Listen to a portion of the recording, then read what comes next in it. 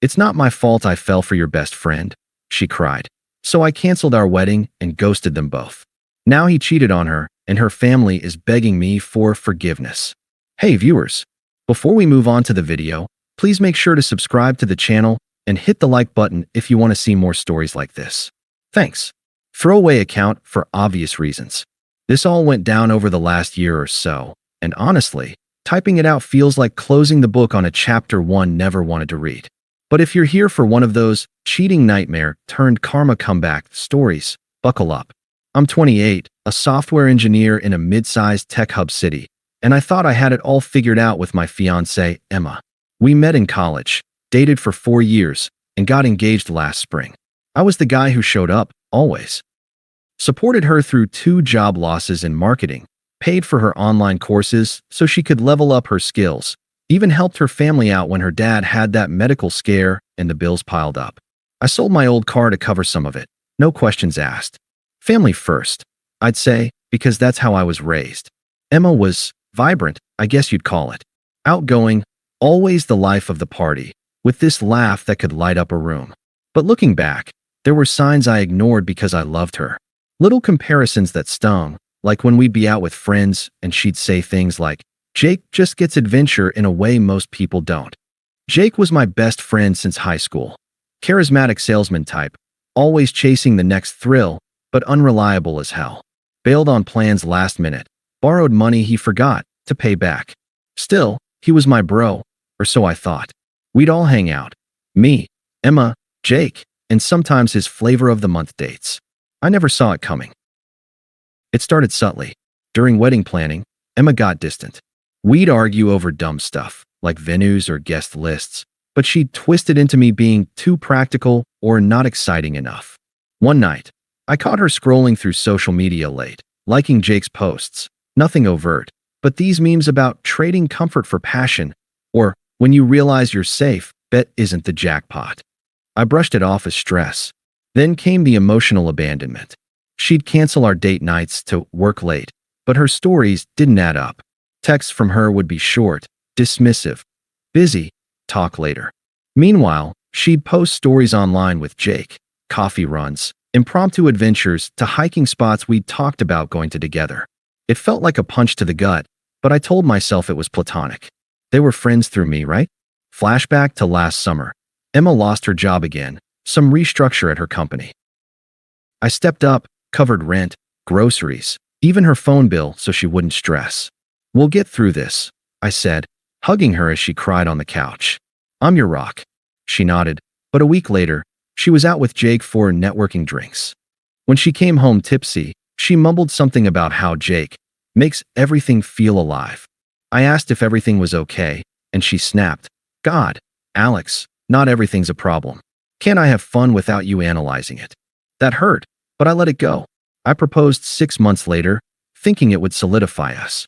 Big mistake. The ring was on her finger, deposits down on the wedding, venue, photographer, all that, and she started pulling away more. Calls with her family turned into her venting about how I was financially stable but emotionally boring. Her mom would laugh it off on speakerphone, saying, "Oh, honey, men like Alex are keepers, but Spice is nice too." It was like I was the backup plan, the safe choice while she window shopped for thrills. The manipulation ramped up. She'd compare me outright. "Jake took his date skydiving. Why don't we do stuff like that?" I'd remind her I have a fear of heights from a childhood accident, but she'd roll her eyes. Excuses. Life's too short for playing it safe. Online, she'd post cryptic stuff, like a photo of her and Jake at a bar with the caption, "When old friends remind you what excitement feels like." Comments from mutual friends.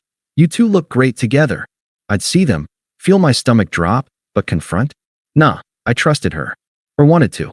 One evening, I surprised her with tickets to a concert she'd mentioned, something low-key but thoughtful. She barely reacted. "That's sweet. But Jake said he'd take me to that festival next month." More my vibe. It was like I was invisible, pouring everything into us while she emotionally checked out. The disrespect built quietly, but it was there, texts ignored, affection withheld, her treating me like an obligation. I sat with it, confused, wondering what I'd done wrong. Nights alone in our apartment, staring at the ceiling, replaying moments. The time I skipped a promotion to stay in the city for her career. The weekends I spent helping her network. All for what? To feel like a stepping stone. Little did I know, it was about to blow up. The confession came 2 months before the wedding, over what was supposed to be a cozy dinner at home. I'd cooked her favorite, pasta carbonara, candles lit, trying to reconnect. She picked at her food, avoiding my eyes. Finally, I asked, "Emma, what's going on? You've been distant." She set her fork down, tears welling up, but there was this edge to her voice, like she was rehearsed. "Alex, I don't know how to say this. It's not my fault I fell for your best friend." I froze, fork midway to my mouth. "What? Jake?" "It just happened. We were hanging out, talking about life, and he gets me in ways you don't. You're so predictable. Stable. Yeah, but where's the spark? Jake makes me feel alive, excited. We've been seeing each other for months. Emotionally at first, then more. Months." My voice was steady, but inside, everything shattered. While I was planning our wedding, paying for it. She wiped a tear, but her tone turned defensive, smug even. "Don't make this about money. It's not like I planned it. You were always working late, buried in code. Jake listened, took me out, showed me adventure. Remember that hike? That was with him, not work.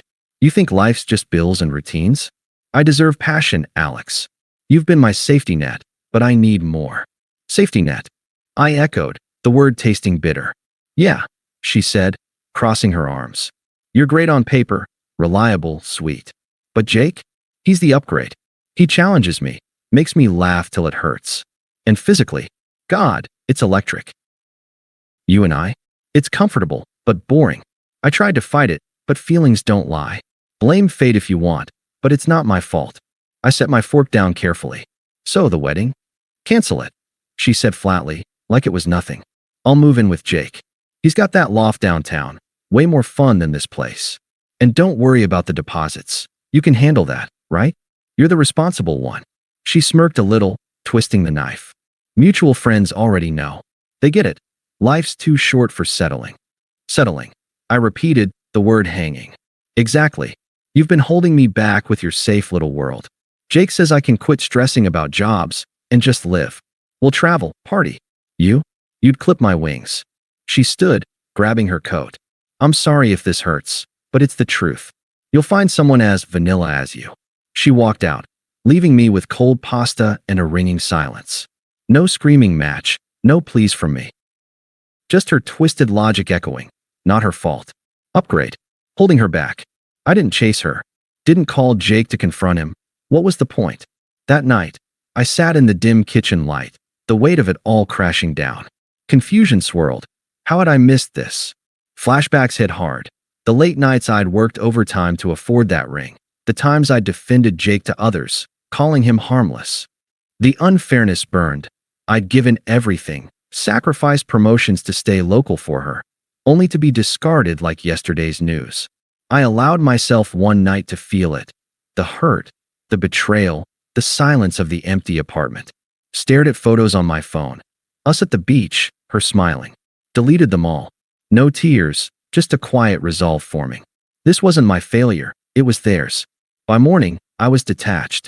Called the vendors, venue, caterer, photographer. "Wedding's off," I said calmly, eating the cancellation fees, thousands down the drain, but freedom's price. Transferred the lease to her name since she didn't want this place. Packed my essentials into boxes, left the rest. No note, no drama. Blocked Emma and Jake on everything, phone, social media, email. Ghosted. Mutual friends texted, "Dude, what happened?" I replied simply, "Ask them." Didn't badmouth, didn't explain. Let the truth percolate on its own. Moved to a small studio across town, nothing fancy, but mine. The first weeks were rough. Waking up alone, the confusion lingering like a fog. Why me? What did I do to deserve this? I'd replay her words, safety net. Boring. It stung, made me question myself. But I didn't lash out. Instead, I channeled it. Hit the gym daily, something I'd slacked on for her schedule. Focused on work. Took that promotion I'd passed on, diving into projects that excited me. Started therapy, too. Unpacked the manipulation, the red flags I'd ignored. "You're not broken," the therapist said. "You were loyal to a fault." It helped.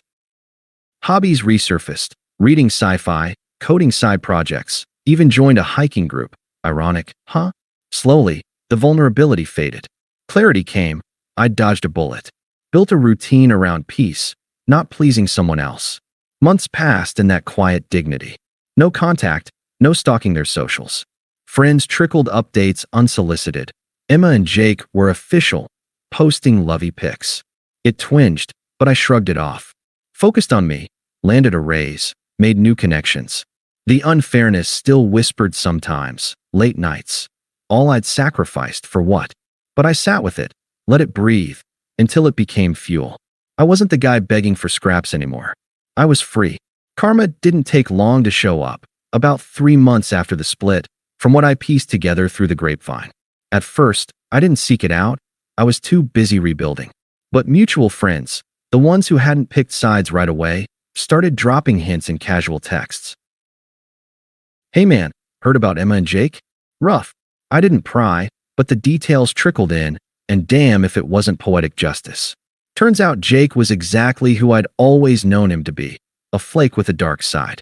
Charismatic on the surface, but unstable underneath.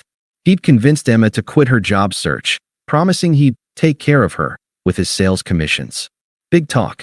They moved into that downtown loft she bragged about. Turns out it was a short-term rental he could barely afford, racking up debt on credit cards. The adventures she craved? Skydiving trips that left her terrified, parties where he'd flirt with other women right in front of her. Friends said she started looking worn out, posting less on social media, her vibrant laugh gone. Then the cracks really showed. Jake cheated multiple times, apparently. One was with a coworker, exposed when Emma found texts on his phone. Another was some girl from a bar, leading to a screaming match that neighbors called the cops on. He turned abusive, not physical from what I heard, but verbal and emotional, belittling her dreams, calling her clingy when she questioned him. You're just like Alex, too needy, he'd snap, twisting the knife with my name. Ironic, right? The guy she'd chosen as her upgrade discarded her like trash, mirroring how she'd treated me. She tried to leave once, but he manipulated her back with apologies and promises. Classic cycle. The unraveling hit full force when Jake's job imploded. He'd been faking sales numbers to hit quotas, got fired amid a company audit. No severance, just lawsuits looming. The loft, evicted for unpaid rent. Emma, with no job and her savings drained on fun outings, ended up crashing on her sister's couch. Her reputation tanked too. Mutual friends finally heard the full story from both sides. The ones who'd congratulated her on the new chapter posts started distancing themselves. We thought it was mutual. One texted me. But cheating with your best friend? That's low. Online, her cryptic posts backfired. People commented things like, "Karma's a bitch," and she deleted her account. Broke, isolated, irrelevant. She'd burned every bridge chasing that spark. Her family, who I'd helped financially before, didn't step up much. They were dealing with their own drama. I didn't gloat. Didn't need to. Sitting with the news over coffee one morning, I felt nothing. No satisfaction, just confirmation I'd made the right call. The confusion from those early days? Gone. The unfairness? It had breathed, lingered, then faded into lessons learned. I'd thrived in the silence. New apartment upgraded, side project turning into freelance gigs, even started dating casually. Women who valued stability without calling it boring. Emma's downfall was her own making, a realistic slide from smug to desperate. If anything, it reinforced my peace, dodged not one bullet, but two. The attempt started small, about 5 months post-ghosting. I was at the gym when my phone buzzed, a text from an unknown number. "Alex, it's Emma. Can we talk? I miss what we had." I read it, felt a flicker of old hurt, but deleted and blocked. No response. That was the plan, detach completely. She didn't stop. Next came voicemails, her voice shaky at first. "Hey, it's me. Jake and I. It didn't work. He cheated, Alex. Multiple times. I was so stupid. You were always there for me, stable and kind. Please call back. I need to explain." Delete. Then emails, since I'd blocked her main number. Longer pleas, detailing her regrets. "I see now how I manipulated you, compared you unfairly. It wasn't your fault. I was chasing a fantasy.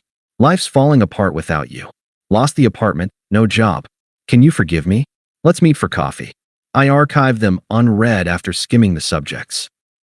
Her desperation ramped up. Why are you ignoring me? After 4 years, I deserve closure.